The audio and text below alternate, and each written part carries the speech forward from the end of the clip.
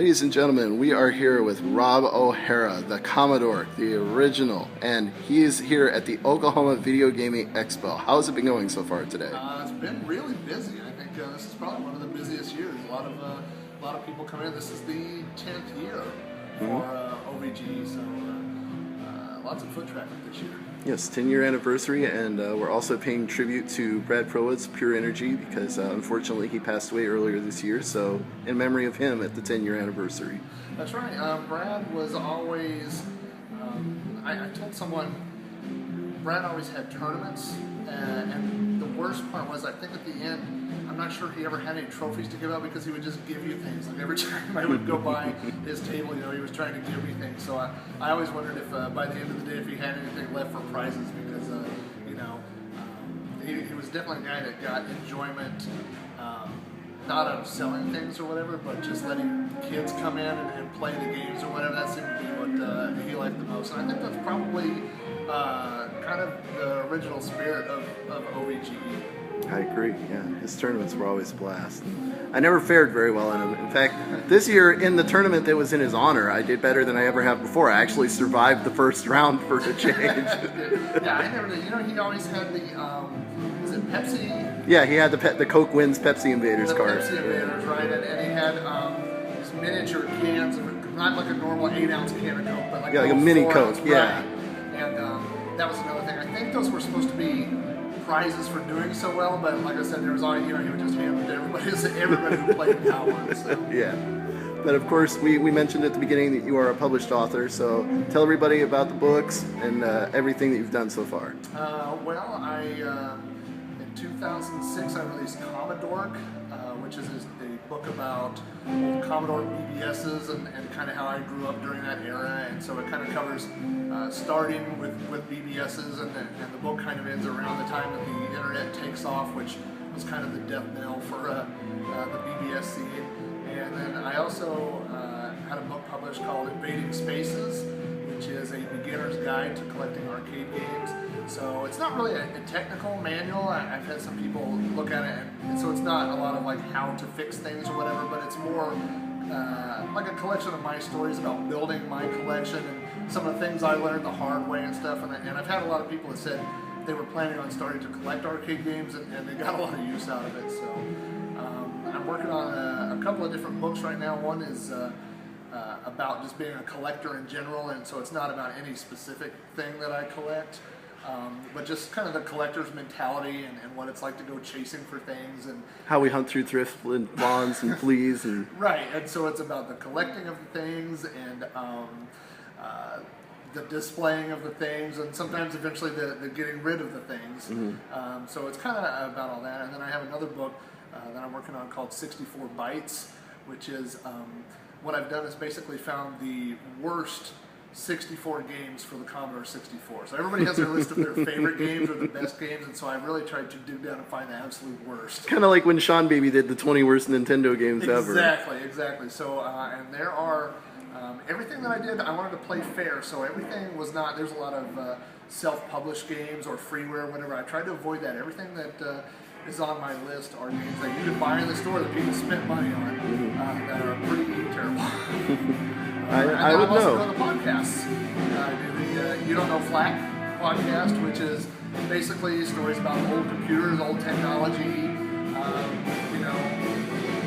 arcade games, computers, video games, a lot of technology stuff like that. And then we do Throwback Reviews, which is a podcast about excuse me, guys. Go ahead. Go ahead. I didn't know. I'll be like this. Right, exactly. So anyway, this is my best part here. And we hang out. He owes me a lot of money. He's going to pay me here in a second. But yes, You Don't Know Flack, the podcast. You Don't Know Flack. And the other one is Throwback Reviews, which is basically a retro-themed podcast where we talk about review old. It kind of started with movies, but we're kind of branching out. We've got an episode about old toys, and we just did one about like the forts and things that we built when we were kids, and those kind of stories. So it's really just kind of a retro general thing. But we're about to do one on the Atari 2600. So nice. And everything at robohara.com, right? Absolutely, yeah. There's links to all that stuff from there. So. So what would you say has been the most rewarding part? Is being an author, a podcaster? What personal satisfaction you get? What's the most rewarding part? I've got a lot of feedback from Commodore where people have just told me that they felt like my story was their story. A lot of us had similar experiences growing up on a keyboard, calling BBSs and meeting friends. You know, I have friends of mine that I'm friends with today that I met 20, 25 years ago. Yeah, I have friends I tailgate with that I did BBS with when I was in college. Absolutely, yeah, so but just getting those emails, and I've got emails from people in Germany, people from Switzerland, Italy, that say, I felt like you were telling my story. So I like that it's almost kind of, a lot of these people had similar stories, and so it kind of, specifically it tells my story, but I think collectively, the human experience, right, yeah. What it was like for all of us to grow up, behind a keyboard, to grow up on BBSs. And to grow up on Commodore computers too, because that's true. I was a Commodore guy, so there was that little. Back then, it didn't seem so friendly rival. Now it's a little bit more friendly, with people. And I have on my computer desk at home my Commodore. I've got an Apple. I've got a Amiga. So, I'm not Commodore specific.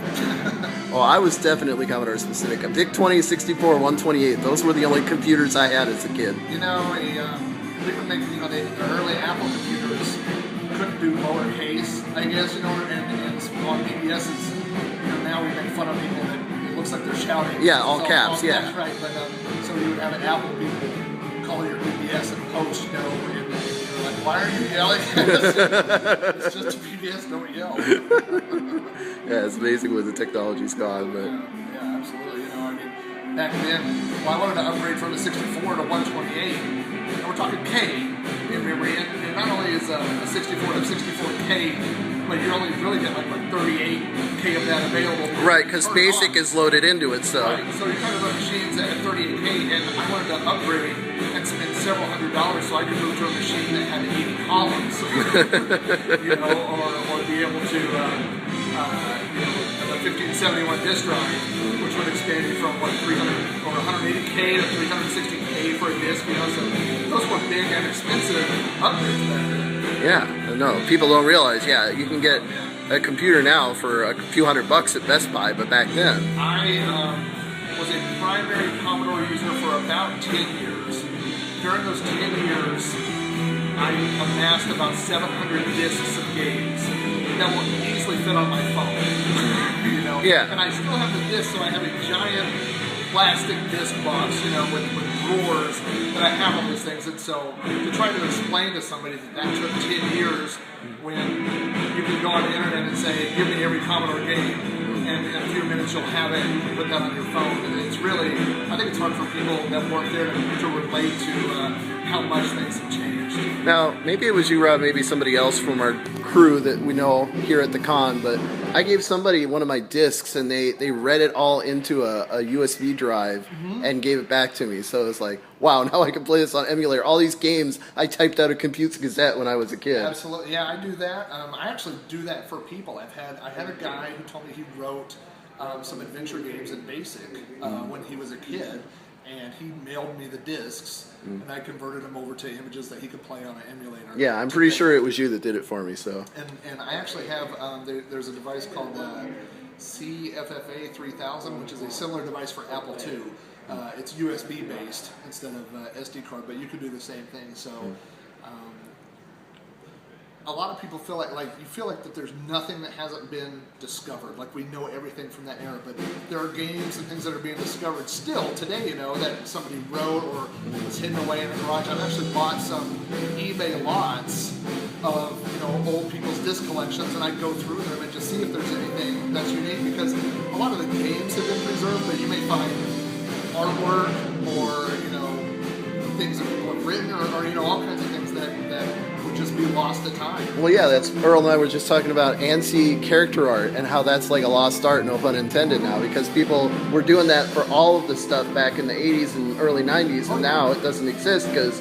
Right, well, and there was a lot of it that was like, well, on the Commodore, you would convert that to MCI, which is a proprietary artwork format that was for, I think, CNET BBSs. So there's no way to display that. There's no way, and you can convert it back, and so people have started doing that now, and you're finding all these pictures that are incredible works of art that, you know, are just on people's discs in the garage or whatever. There may be only one copy of it somewhere. But of course, if people want to see this art, I'm sure you got a lot of it on RobO'Hara.com. I do, yeah. Some of it, I think there's some bigger collectives that people are trying to get that stuff put all in one place, but I do have a photo section where some of the old art that I've done, you know, either pictures that I drew or whatever, which, keep in mind, were done by 12 and 13-year-olds. Of course, yeah.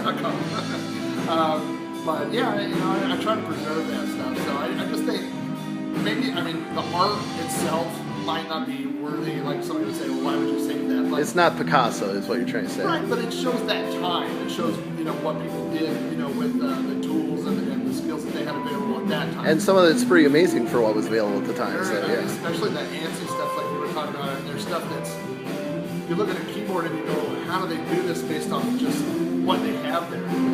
Yeah, somebody used the forward and a backslash in a way that the people never envisioned it being Or used. 16 colors, you know, and then you say, oh, well, they put this next to this, you know, and made a different shade than you would ever think of doing. Exactly. So, in closing, any final words you want to say about where people can get the books, how they can find you online, all that good stuff? Well, the easiest way is just to go to RobO'Hara.com. There's links to the podcast and links to the books or whatever, and it's also a WordPress blog, so as there's updates or whatever, you can find updates for that stuff.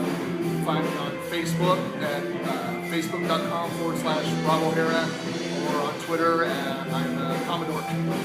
All right, Rob, thank you very much for the time. All right, thanks.